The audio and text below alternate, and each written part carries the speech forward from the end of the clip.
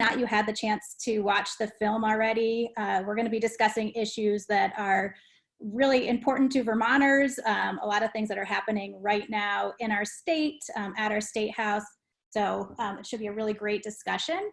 My name is Lauren Hierl. I'm the Executive Director of Vermont Conservation Voters, VCV, and we are a nonprofit group that works to advocate for strong environmental laws, hold lawmakers accountable, and help elect pro-environment lawmakers.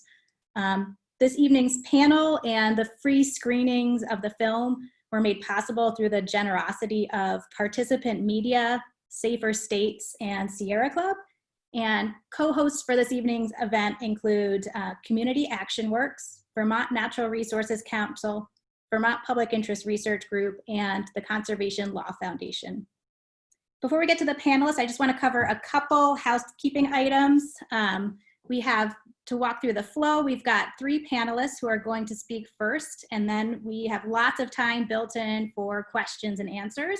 So please keep yourself on mute, but we would love if you use the chat box to put questions or thoughts that come to you as you're hearing the panelists speak. We'll do our best to get to as many questions as we can. I wanted to note that one of our panelists, Rob Bilott, has to leave at 6:45 or so to get to another event. So we will try to front load questions and make sure you get in early if you have a specific question that you're hoping Rob could speak to. The rest of us can stay on until 7 o'clock. So this will be an hour, and happy to continue the discussion for a little while after Rob has to drop off. We will be recording this event. So we'll also aim to make it available on our website. So if there's anything, if you wanted to share it with others or watch any aspect of it, we'll do our best to make it accessible. So now on to the fun stuff.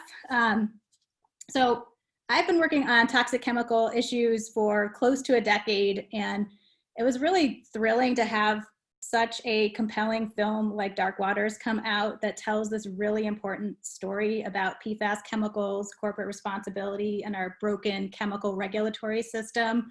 I think it brings new people and interest to this issue. And Vermont has really been a leader in toxic chemical issues for a number of years. And right now we do have a couple of groundbreaking policies that are going to be in front of the legislature just starting next week when they come back into work. So there's a lot happening right now in Vermont related to PFAS chemicals, holding polluters accountable. And so really appreciate you all turning in and learning more about what's happening on these issues and what you can do to help. I'm really honored to be joined by this evening's panelists. We have Rob Bilott, the attorney who's featured in the film, who successfully fought back against DuPont's reckless contamination of the drinking water in Parkersburg, West Virginia. We've got Shaina Kasper of Community Action Works and Ken Rumelt of Vermont Law School. So first we're going to hear from Rob Bilott. The first time I heard of Rob was when someone sent me this amazing New York Times article back in 2016 called "The Lawyer Who Became DuPont's Worst Nightmare." And at the time, I had been working on toxic chemical issues for a number of years, and I had never heard of PFAS issues, and learned that this amazing lawyer had been kind of, uncovering this really, awful story of what DuPont and these chemical companies were doing related to PFAS, and just really uncovering, how broken our chemical regulatory system is. And, here in Vermont, we really got a crash course in PFAS when Vermont discovered contaminated drinking water in the Bennington area that year. So Rob has been working for years with incredible tenacity and creativity to expose what chemical companies like DuPont knew about PFAS chemicals, what they hid, and how they knowingly exposed all of us to toxic chemicals. Rob recently published a book, Exposure, about his work, and I can encourage you to check that out. So now I'm going to turn it over to Rob, who can give us an overview of what's happening with these PFAS issues now. Thanks, Rob. Well, thanks, Lauren, and thank you to everybody for putting this event together tonight. It's really tremendous to be able to be here and to speak to everybody, particularly in Vermont. I was talking right before everybody got on. My only sister has lived in Vermont for over, I guess, 10 years. My niece and nephew are still up there in Burlington. And I did have the opportunity to come out and speak in Bennington when all of this was first turning up in Vermont a couple of years ago. So, it's really the fact that we're having this conversation tonight, I think, is tremendous progress in this whole world of PFAS. Those of you that have seen the movie saw that all of this started out in West Virginia over 22 years ago with a farmer who had cows that were dropping dead after drinking white foaming water coming out of a landfill owned by DuPont. It was only through decades of litigation and fighting and having the individuals in that community standing up, speaking out, demanding that action be taken to bring this information to light and to have things change, that all of us now know about this.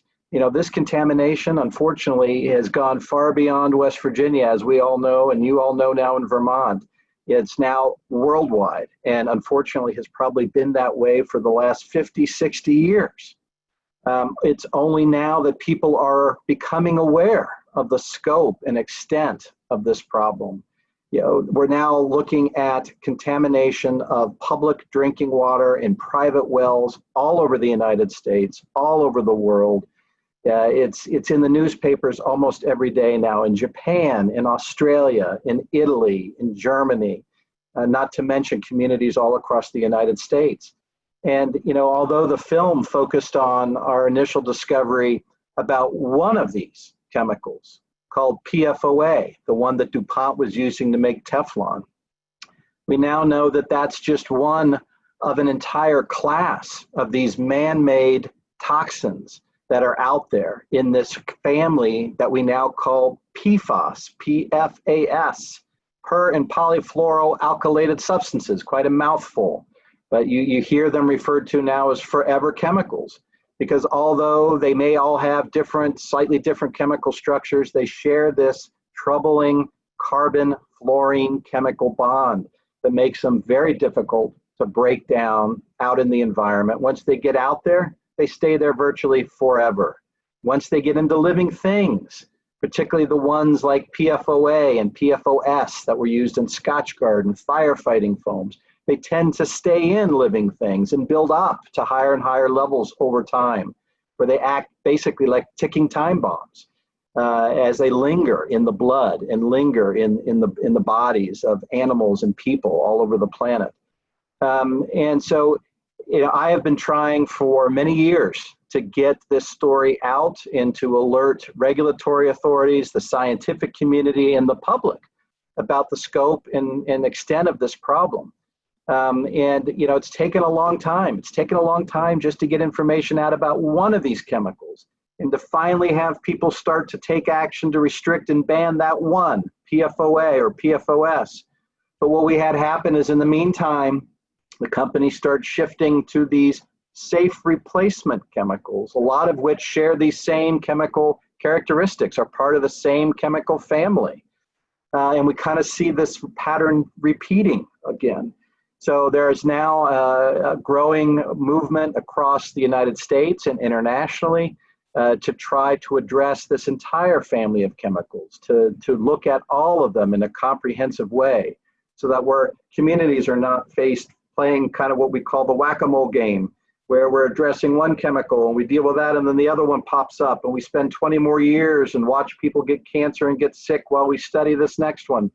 So hopefully bringing this story out and letting people know how this happened. How did this happen in a country like ours during our lifetimes? This is not some historic ancient problem that happened in some undeveloped country. This happened under our noses, in the United States, and it's continuing to happen. And despite everything we now know about these chemicals, we are still having trouble getting them regulated and restricted under our current regulatory system and our legislative processes. And so to be able to get this story out and to have people talking about it, I think is critical, so that communities can get together and demand that things be done. Demand that those responsible pay the costs associated with getting the stuff out of our water, with addressing the health effects that may be caused by our exposures. Taxpayers, those of us who've been exposed against our will, shouldn't be the ones having to pick up that cost. But those of us out there in these communities that are dealing with this, as in Vermont, should be the ones standing up, speaking out, and demanding that things change. And it's tremendous that to be part of a group like this, that's spearheading efforts like that. You know, to have the movie come out, the documentary, The Devil We Know, which also highlights this story. And that's for the reason I did the book, Exposure, as well. Because it's frustrating as we sit here and we hear companies still sit back and tell us today, there's no evidence that any of these things cause harm. There's never been any scientific studies showing a problem, despite everything that actually did happen. So I wanted to have a resource available to folks that actually documents what really happened, how we got to where we are now, what we do know about these chemicals, how these systems, the regulatory process, the legal systems, the scientific process, the way things are published in journals, how all of these different systems and processes, the flaws in those systems led to where we are today, in hopes that when people read that and look at this story as an example, somebody has some creative idea on how we fix it. So again, thanks to everyone for inviting me here tonight. I really look forward to talking about these issues with you and hopefully finding ways to fix this problem. So, these forever chemicals are not forever problems for all of us. And we can find a new way to address this and not repeat the problems and not go through what that community in West Virginia went through for 20 years. Thanks so much. Thank you so much, Rob. My name's Shaina Kasper. I live in Montpelier, and I'm the Vermont and New Hampshire State Director with Community Action Works. We just got our new name from Toxics Action Center, and I co-facilitate the National PFAS Contamination Coalition as well. So at Community Action Works, we believe that environmental threats are bigger, but that the power of well-organized community groups is bigger. And so that's why we work side by side with everyday people to confront those who are polluting and harming the health of our communities. So we partner with the people who are most impacted by environmental problems and train them on the know-how that anyone would need to make change in their own backyard. Because we know that when you and your neighbors know how to make change, you can build the power to transform our world.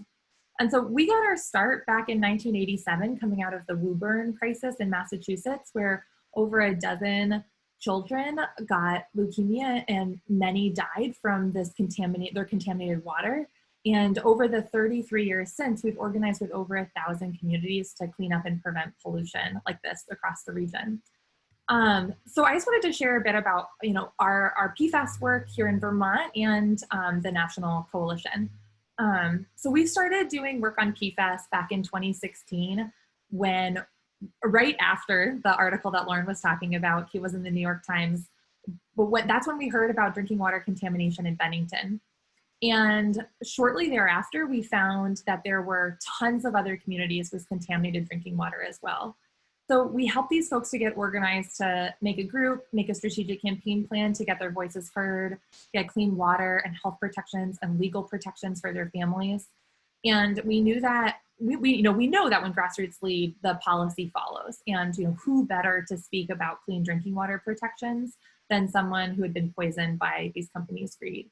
And so we realized that we needed to bring these folks together to be able to share their stories and experiences. So in June of 2017, we organized the first national PFAS conference, which Rob spoke at, which led to forming the National PFAS Contamination Coalition, which has been pushing for PFAS campaign priorities, including winning a $20 million national health study.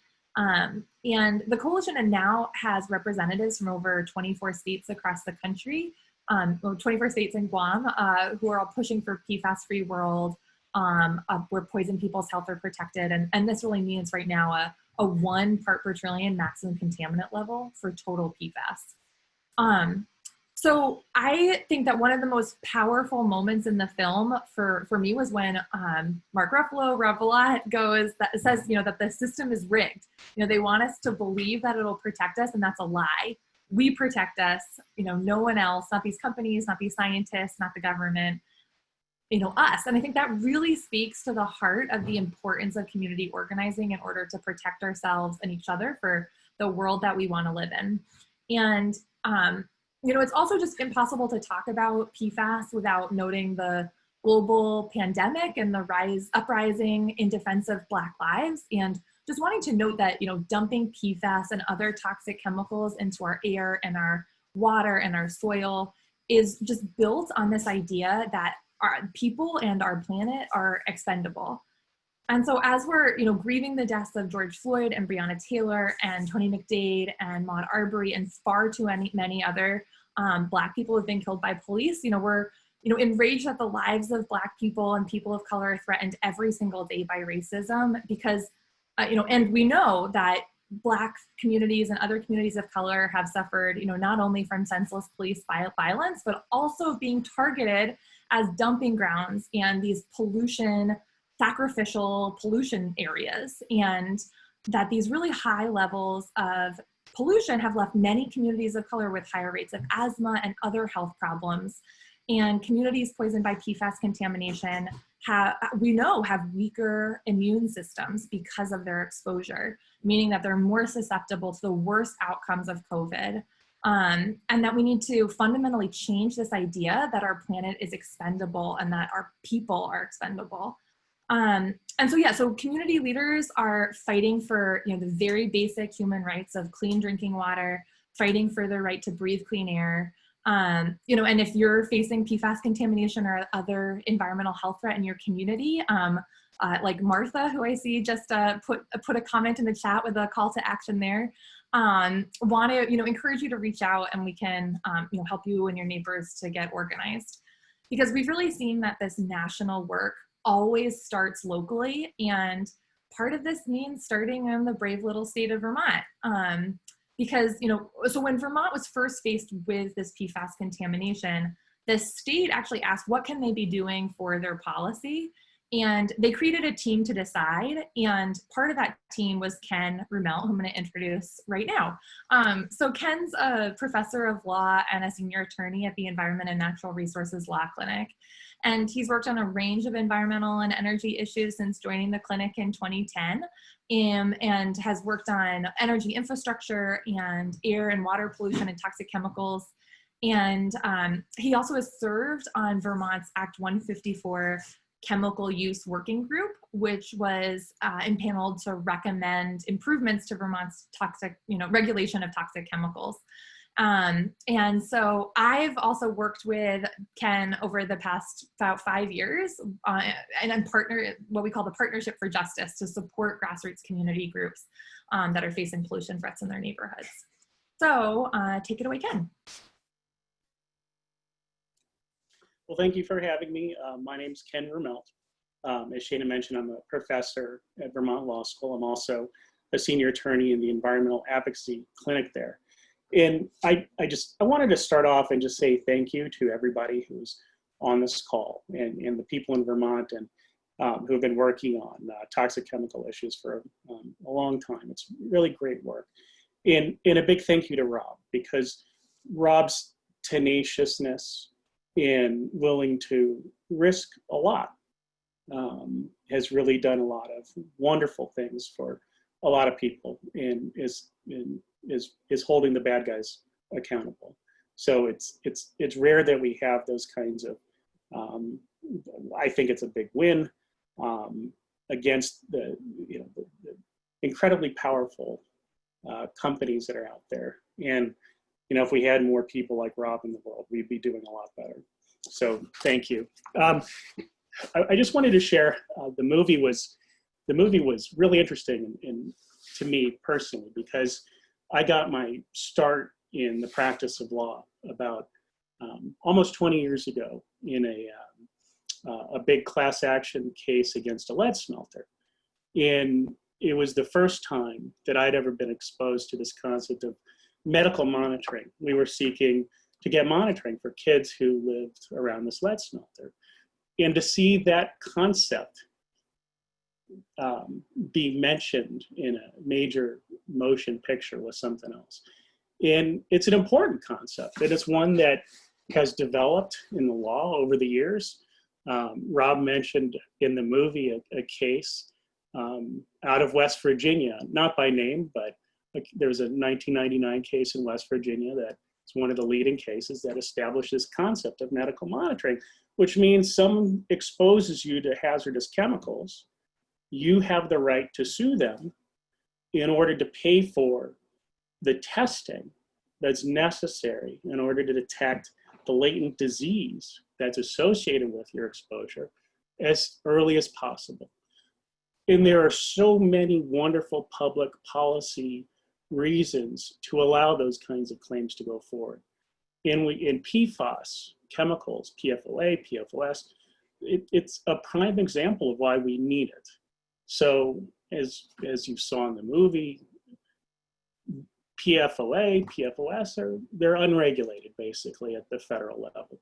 Superfund doesn't touch it. Safe Drinking Water Act doesn't regulate it. Clean Water Act doesn't regulate it.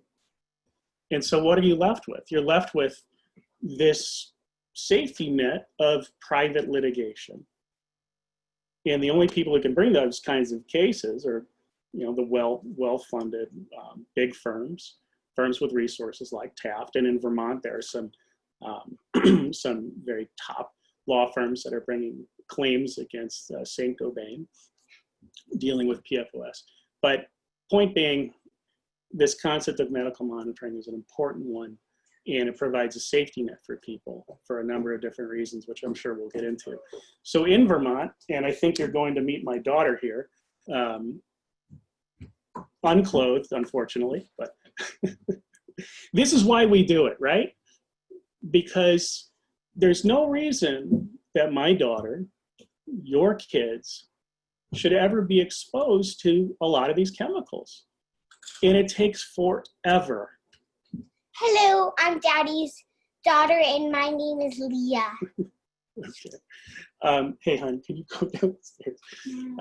But, it takes forever to get these chemicals regulated, if at all. We looked at the example of asbestos. EPA tried to regulate it under the leading, what should have been the leading federal law called TSCA, Toxic Substance Control Act. And industry fought them in court and won. And so it was a 10-year effort, went down the drain. And given our regulatory system, there's a need for some safety net. So in Vermont, we worked to get a bill passed that would establish a person's right to obtain medical monitoring through litigation. And it passed twice over 2 years, passed both the House and the Senate of Vermont, only to be vetoed by Governor Scott. And so I think that's still, there's the potential for a veto override. But we're trying to establish what is normally established in the courts, do it through legislation, and hopefully speed up that process of getting people the redress they need. And I'm going to stop there. So. Thank you, Ken. And hello, Leah. Nice to see you. So just to reiterate what Ken was wrapping up with, there is this pending legislation, S37, that aims to help victims of toxic contamination recover medical monitoring expenses from a toxic polluter. And industry lobbyists worked incredibly hard to kill this bill every step of the process. When we were in there, me and Ken and people from VPIRG and CLF and Shaina, but we were always vastly outnumbered by the corporate lobbyists that would just flood the room. And, there was a moment when this bill was on the floor of both the House and the Senate, and the opponents, the legislators representing the opponents, were just literally reading the name of every single business in Vermont, saying everyone opposes this bill. And, it's clear why. They don't want to be held responsible for the harm they're causing. And the current system puts the costs and burdens on victims, and that's working out great for them. And they have this incredible political power and access. And, despite those legislators reading off the names, we got right on the margin of having the 2/3 vote we would need to overturn a veto. And unfortunately, the political access that these companies have, they convinced Governor Scott to veto this bill. So he's vetoed it twice now, 2 different legislative sessions. But all of us know that everyday Vermonters, like all of us, will only benefit from this. We actually did a poll a few months ago, a scientifically valid poll, asking about public support for this policy, and 89% of Vermonters support medical monitoring. But we know that there's this outsized voice for these corporate interests, but we also know there's a lot more of us. So we can and must act to make our voices heard. The Senate is going to be taking up a veto override vote, where you need to get, again, 2/3 of all legislators have to vote to override a gubernatorial veto for it to go into law. And this would be this groundbreaking, first in the nation kind of policy that would be a great win. So we are like just on the margin of getting those 20 senators that we need to vote to move this bill forward and get it into law. Every single vote counts. We need all of us to take the time to call or email our state senators and ask them to override the veto of this bill and hold polluters accountable. I'm going to put up in the chat a link to an action page where you can kind of see a little bit more, have it in writing. There's a place where you could just send a message right there if you want to send a personalized email message, or look up if you've got a relationship with your lawmaker and can give them a call. That's always incredibly powerful. I hear all the time from lawmakers, like, I'm being overwhelmed with calls. I'll be like, oh, how many have you gotten? And they're like 5 calls. I'm like, wow. So your voice really, really matters and can make a big difference. So I will put that up. So let's now, we've been getting some really great questions from folks. So let's turn over to questions. I'm gonna get that action link up. But let me see. So the first one that I saw was from Annette, asking about thinking of the people. And some of these, I think have been talked about, but knowing they were questions, let's just make sure that people got a good answer. So thinking of the people in Bennington who've been drinking it in their water and breathing it in their air, are there any results from the medical monitoring of the exposed population in West Virginia to give an idea about what people might expect to develop in terms of health effects? So we've heard a little, but maybe Rob, you could speak to what the study you helped really get going found.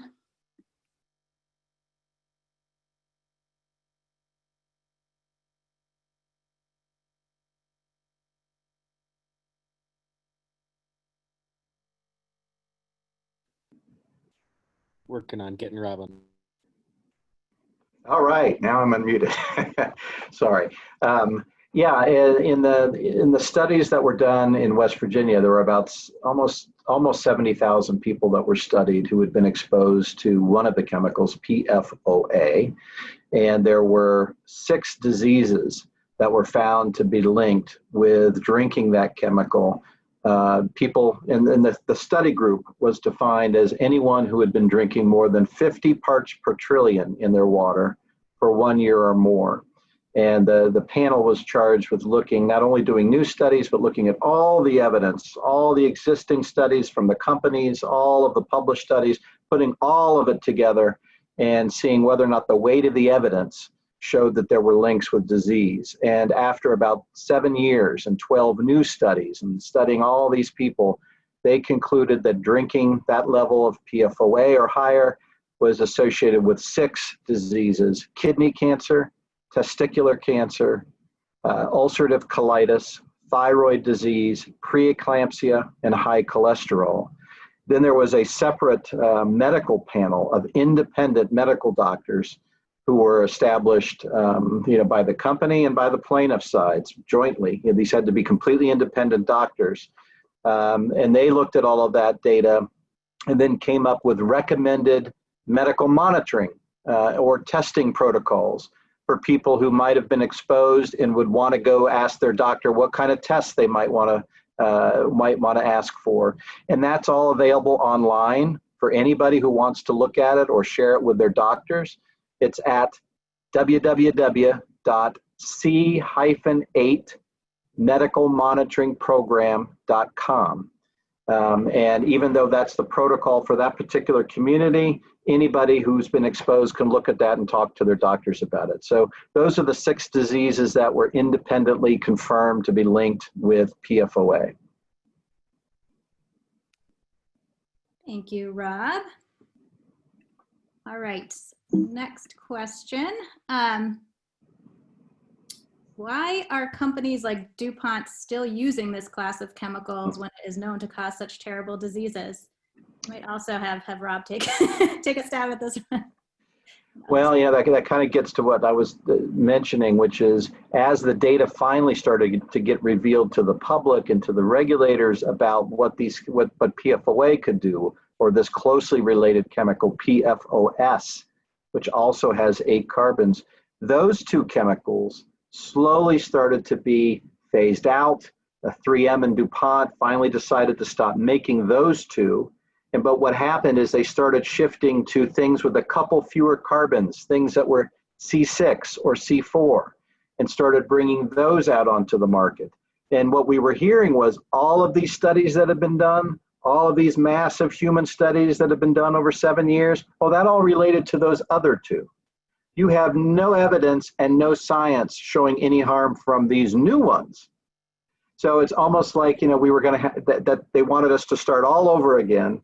And so the argument was, unless you, the exposed people, can prove that these other newer PFAS chemicals also cause harm, we should be allowed to continue to use them. So those chemicals have come out onto the market, been put into products over the last 10, 15 years. They're still out there, they're still being used. And that's why you have this push to look at this whole family all more comprehensively, so we don't have to do this one at a time, 20 years for each one, because it's not possible to do that. And meanwhile, people are getting sick and dying. So 2 questions that came in that seem like good follow-ons to that. So I'll just ask them both. I think you could speak to them both. So one was from Cynthia saying, community organizing is great, but why must we wait until people are poisoned before we can protect ourselves? Isn't it a problem of companies having too much power? And then Susie asks, the burden of proof should be on companies to prove something is safe rather than us to show damage and disease. Yeah, and that's one of the things I try to really address in my book, Exposure, as well, is just the fundamental problem we have in the United States, frankly, just with the way our legal system is structured and who has the burden of proof and how certain types of claims have to be proven in court. I know most people would find this hard to believe, but with a chemical like this that is technically not regulated, because frankly, it was invented and came out onto the market decades before the US EPA even existed, before a lot of our rules and regulations came into play. So, and I'm oversimplifying here, but technically then what happens is, if you then find it in your water, think you've been harmed, and want to bring a claim, you, the exposed person in our legal system, you have the burden to come in and have to marshal all of the scientific evidence and proof and experts to prove that that chemical at the level you're drinking it actually caused your disease and could cause that harm. And unfortunately, to do that and to stand up in a court of law, you typically have to have massive studies involving tens of thousands of people that find very strong statistical proof and correlations. And that's why it had been almost impossible to do that. That's why this situation out in West Virginia, where the community actually did do it, was so unusual. It's one of the few times where the community was able to have the resources to do a big enough study to actually prove those kinds of connections, because we used the money from a settlement in order to fund those studies. And we had 70,000 people to do it. But otherwise, the way our legal system is set up, it's almost an impossible burden for the exposed people. And you scratch your head, but that is the way our system is set up at present. Thank you. All right, we had a question from, let's see, Martha had asked about the regulation of PFAS as a class and how there is pending comment period open from our Department of Environmental Conservation. I'm actually going to ask Elena Mihaly from Conservation Law Foundation, who I believe is on. Are you still here, Elena? Hello, Elena. If you could speak to what's happening with that, and then while you're, I would also love you to briefly mention another bill that's pending before the legislature that is looking at regulating the class of PFAS in certain products. Yeah, thank you, Lauren. And thank you, Rob, for your time so much. As an attorney, it's always an amazing opportunity to get to interact with kind of legendary, heroic lawyers like yourself as inspiration. So yes, thank you for bringing that up. The commenter is right that our Department of Environmental Conservation right now is considering, basically right now in Vermont, our drinking water, our public drinking water is tested at public drinking water systems for a diversity of different PFAS, but we only have standards and therefore limits that the public water system has to meet for 5 of the PFAS. And right now there are upwards of 8,000 individual chemical compounds that make up the class of PFAS. And so right now the Department of Environmental Conservation is considering whether to actually regulate our drinking water and look at PFAS as a class, which is really the logical thing to do, since we know that a lot of the similar compounds of PFAS have the same adverse health impacts on our bodies, and that the cumulative impact of them is what's important to look at, not just the select 5. So that comment period is open right now, and I know that it's important for the agency to hear not only from larger organizations like Conservation Law Foundation and others on this call, but from you, because Rob's right, that's where real change comes from, is the public demanding it. So we can make sure that a link is sent out in the chat. I think Martha did include that, where you can go on and write a comment saying that you support the agency adopting a rule that would regulate PFAS as a class in our drinking water to protect us from all of the PFAS instead of just 5.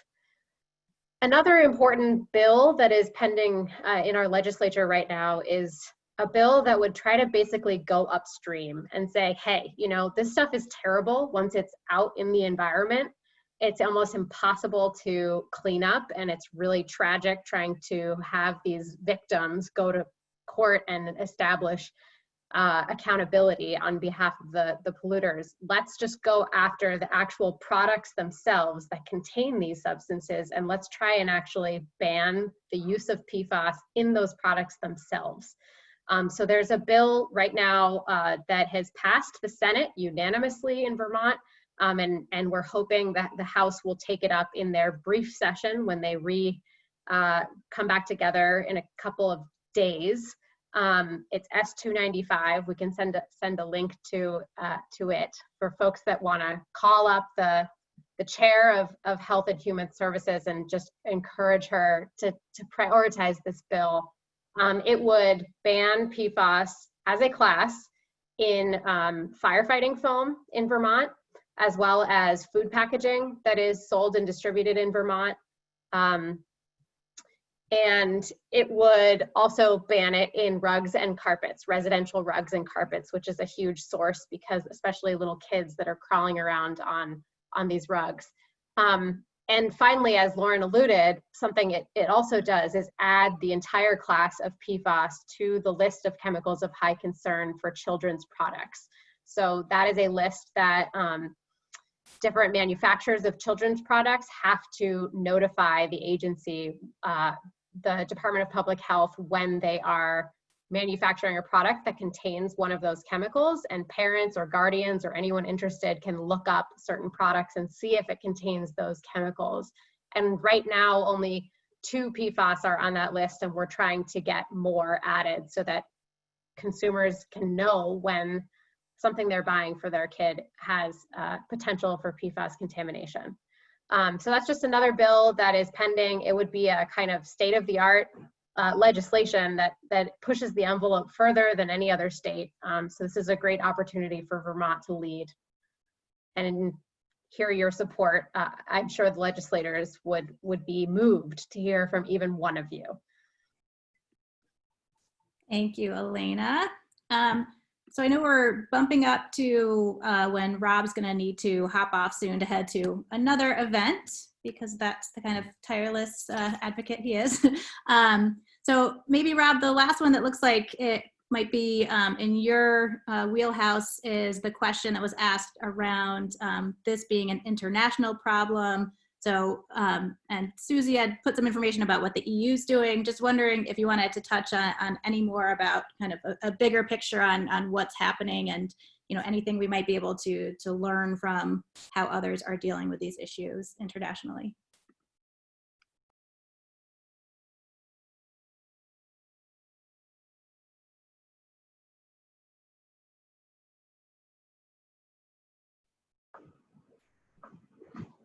There we go. Okay. Yes. In fact, this is an issue that is really actually being discussed a lot internationally. In fact, when the film Dark Waters was being released, actually Mark Ruffalo and Todd Haynes, the director of the film, we actually were in the EU and actually testified there and met with folks there in the EU and also in the UK. About this whole concept of how do we address this in a much more comprehensive way, and how do we deal with it, given that, it doesn't really matter where this stuff is emitted. It tends to get all over the place. PFOA, for example, when it's emitted out of the stacks into the air from a facility, can travel on great distances. And there are reports out there that suggest this stuff can get up and actually kind of bind with water droplets and clouds and go and circulate over the entire planet. So, the fact that it's phased out, some of these chemicals are starting to be phased out in the US is great, or even banned in some other countries. There are countries that are moving towards more comprehensive bans. As long as there are other places where it's still being made, like for example in China, some of the production still occurring. We could still be having problems with this stuff getting out, getting into the environment, getting into our air, water, blood, etc. So we've got to really find a comprehensive way to deal with it. And there are a number of international treaties, conventions that are dealing with these chemicals. Unfortunately, the United States often is not a signatory to a lot of those. It tends to be a problem. But it is something that is at least definitely getting recognized internationally, that this is something that needs to be dealt with in an international comprehensive way. And that's great that discussion's at least happening. Thank you so much, Rob. And once again, we're so appreciative of you making the time to come join us tonight, and for Thank you. Amazing advocacy and all you've done on these issues. So, well, thanks so much. And I really apologize for having to jump off early, but I really appreciate everybody's time. Thanks so much for all of you that are participating and talking about these issues and working on this. It's great, and it's terrific to see. Thank you all. thanks. Bye. Bye, Rob. Bye. All right, so we still have some other great experts and questions. The next one I wanted to ask was a question that was asked about any suggestions on how to start taking action on accountability for a company embedded in legislation down to a tax that pays administrative costs. That also prompted for me thinking about another policy that Vermont has been exploring, and I'm going to call on another of our allies, Jon Groveman from the Vermont Natural Resources Council, who's been a real leader and great champion of this concept, strict liability. I'm hoping he can speak to, and on the medical monitoring bill. So, Jon, if you're able to jump in, would love to give you the chance to speak to that. Yeah, thanks, Lauren, and that was great to have Rob here. And Ken, I'd like, you should jump in on this. So, Ken and Lauren and I worked really closely on S37. S37, both times it was introduced, actually had a provision that attempted to address the issue Rob spoke about, which is how unfair the burdens are in the legal system, that when you are exposed to these chemicals, you know, you have the burden of showing that the release caused your harm, whether it's for medical monitoring or it's for the liability just for your injuries. And it really was groundbreaking. The Senate, I believe, twice passed the strict liability provisions. And Ken, I don't know what you want to say about it. It's really, we were painted as really sort of really far out there with this policy, because it really was changing the way the legal system would look at these sort of this contamination and the harm. But the more I got into it, the more it was just so, the current system is so unfair, and it really was just, in our view, sort of a course correction. And Ken has talked about maybe writing a law review article about this, which I hope still will happen. But Ken, do you want to say something about that part of the effort? Sure. So if I'm assuming most people on the call aren't terribly familiar with tort law, and everything that you need to prove in order to hold someone liable, say a polluter liable for harming you in some kind of way. And we've all heard the concept of negligence, right? Someone is negligent, they did something wrong. And one of the things you need to prove in a negligence claim is that the person who harmed you, not only did they cause your harm, but they had some kind of legal duty to prevent you from being harmed. And then they breached that duty of care. You know, they acted as if, you know, they acted in a way that was unreasonable. That's negligence 101. And what strict liability does is it eliminates that from the equation. So for example, DuPont can't try to hide behind the fact that PFOA wasn't regulated by the EPA, and they were doing everything that they were supposed to be doing according to the law. So what strict liability would do is would eliminate that from their arsenal of weapons to try to fend off valid claims, and make the system just a little more fair for people who have been exposed. But you still have to prove harm, right? You still have to link whatever it is that that company did to your injury, whether that's, say, the decreased value of your home, or if you get sick from the exposure. But that's what we try to do. And it is something that nobody else has ever really done. But we're in a state, I think, now where chemical companies should hopefully be on notice that, and people who use chemicals should be on notice that if you're using these chemicals and if you're sending it out in the environment and people are drinking it, breathing it, what have you, you should be very concerned that you could be held liable. And therefore, it would hopefully encourage the companies, the chemical manufacturers, to use the safest possible means to prevent people from getting hurt. Thank you, Ken, for that, and Jon as well. We've got a few more issues that have been raised that I'd love to get to before we wrap up at 7. One of them, Lindy had brought up landfill leachate as a major source of PFAS entering Vermont's waters. So she's part of a group, Dump, Don't Undermine Memphremagog's Purity, and they've been working on this issue for a couple years now. I'm wondering if either Shaina, anything you wanted to speak to? Yeah, I can just jump out and, yeah, I mean, I think, oops, sorry. I was just gonna say, if Elena wanted to jump into, I know CLF has also been working on that. That's what I was gonna start it off and then kick it over to Elena. Yeah, we know that all landfills eventually leak, and what they leak is toxic. And so all of these PFAS chemicals that are used in everyday products that go into our landfills leak, and what they leak is often has PFAS. And we saw that really clearly in Coventry a couple of years ago when tests came out showing that, PFAS was getting into Lake Memphremagog and to the drinking water of not just, concerned residents in the area, but also, into the Lake Memphremagog of the drinking water of, 113,000 Canadians as well. And so, very similarly, the leachate, or as well as the, what's the word I'm trying to find? Because it was in the question. The biosolids, the sludge, also often does have PFAS in it, right?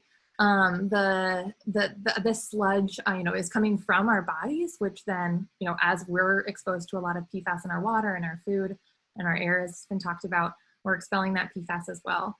And so we know that there is, no safe level of PFAS, and by spreading these biosolids and spreading this sludge, it spreads it far and wide.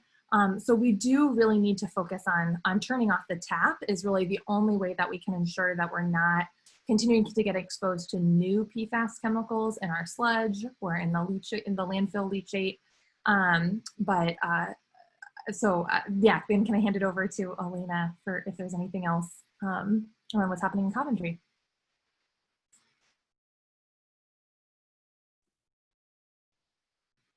And any luck unmuting? Oh, there you go. Yeah. Thanks. First of all, the work that you all are doing with DUMP is incredible, and I admire it, and thank you. Second of all, this is a problem, as Rob Bilott said, of PFAS really not being on the regulatory map, despite these chemicals being manufactured decades and decades ago and not the known harm. And so in order to tackle this problem, we really need to address it from multiple angles. And one of the important angles is just going one by one through the regulations that govern landfills and govern the discharge of leachate from the landfill to a wastewater treatment plant, and then govern the wastewater treatment plant spewing the effluent out into our surface waters. Because right now, our surface water standards do not even mention PFAS. So wastewater treatment facilities, they don't have to do anything to test for PFAS or to manage them and treat for them. And similarly, the landfill doesn't have a requirement. There's guidance right now in the state of Vermont, but so something that our coalition of advocates is working on is trying to get a surface water standard for at least the certain PFAS that we know are particularly damning. But certainly we're trying to take a class-based approach. We're also trying to make sure that our solid waste regulations in Vermont talk about PFAS, because right now a wastewater treatment plant can just spread biosolids, or a municipality can spread biosolids on a farm field, and there's only guidance levels. There's no regulatory threshold beyond which you cannot spread. And so part of it's just getting on the map. And then, as Shaina said, secondarily, it's about going upstream and really tackling the major sources of PFAS that are going into the landfill. And we know that that carpets is actually a really big, and food packaging are two of the bigger PFAS containing loads that go into landfills. So that's all the more reason to support legislation like S295, which just kind of can turn off the tap in the first place. So I hope that's helpful in answering your question.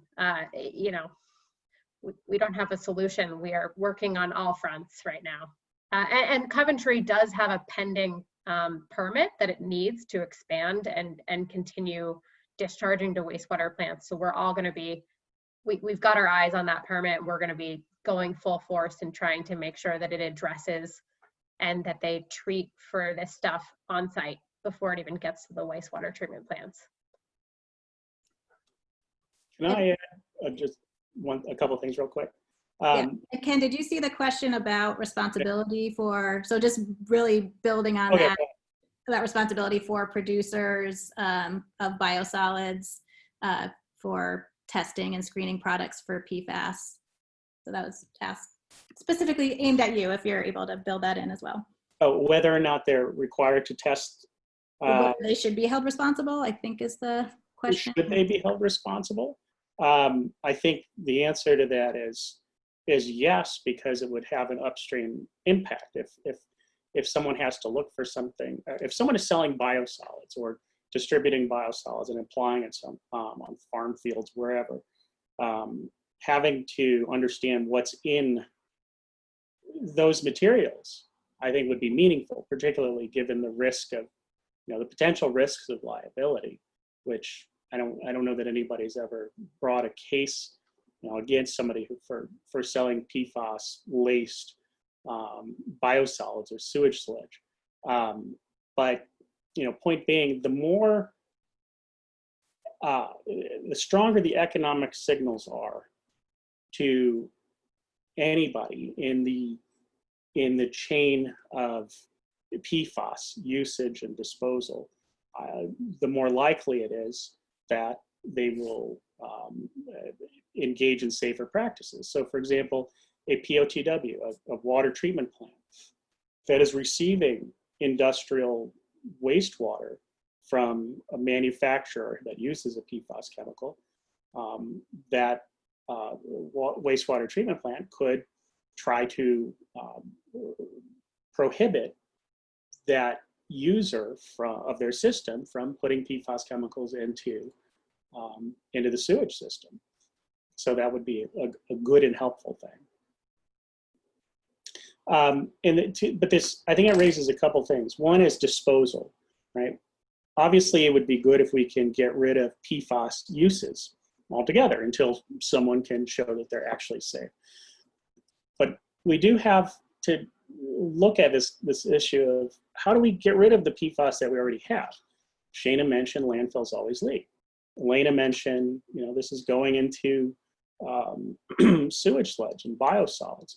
Well, the other option that's out there, and that is really untested, is incineration. And so Vermont had an effort, I think it was a year and a half, 2 years ago, to take the firefighting foam, AFFF, that has PFAS chemicals in it, and send it to a hazardous waste incinerator to be destroyed, right? But it's never been tested. Hazardous waste incinerators have never been tested, they've never demonstrated the ability to destroy PFAS chemicals on a commercial scale.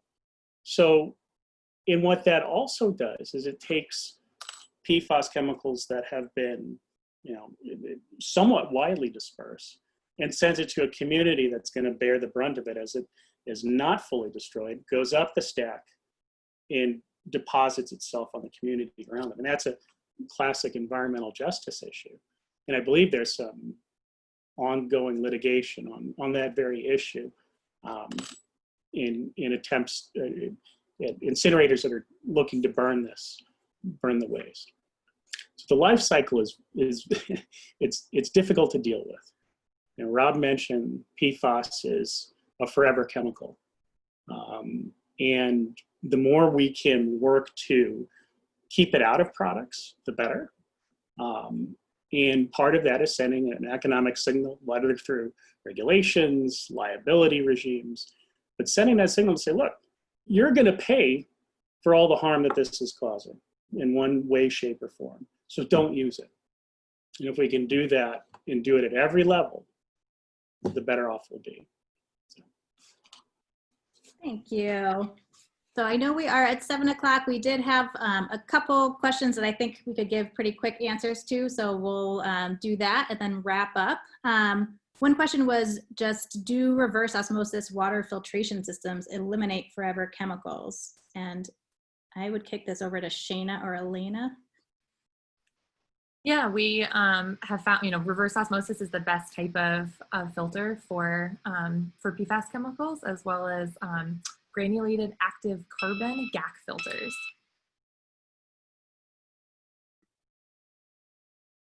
Great. All right.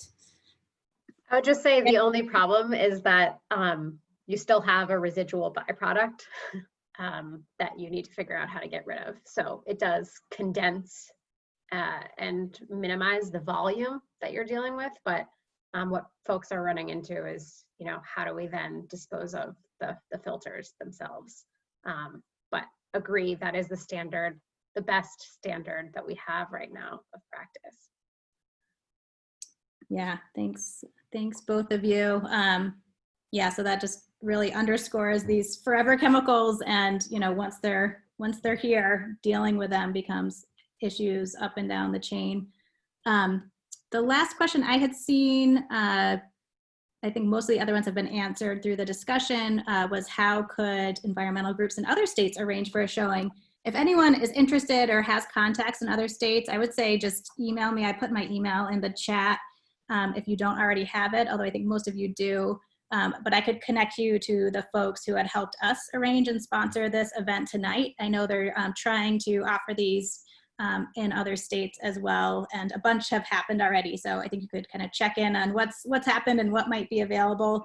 But I know that the film company and there's other groups really looking to you know, share this film. It is such a great, powerful way to connect people to these issues.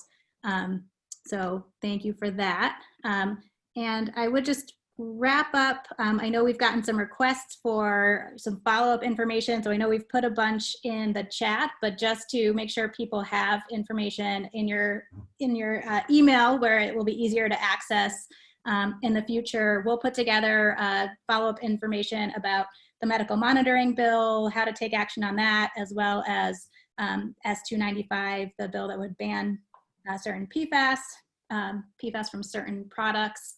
And then, you know, if you want to email me to follow up about further questions and so on, that would be great. But again, just reiterating, you know, our taking a moment to send that email, make a phone call makes such a difference, and keeps these important issues on legislators' priority list. And so let's keep it up, and really appreciate you all joining. We'll put this posting up of this recording, so look out for that, and really appreciate you all coming out and all you're doing. Take care. Good night.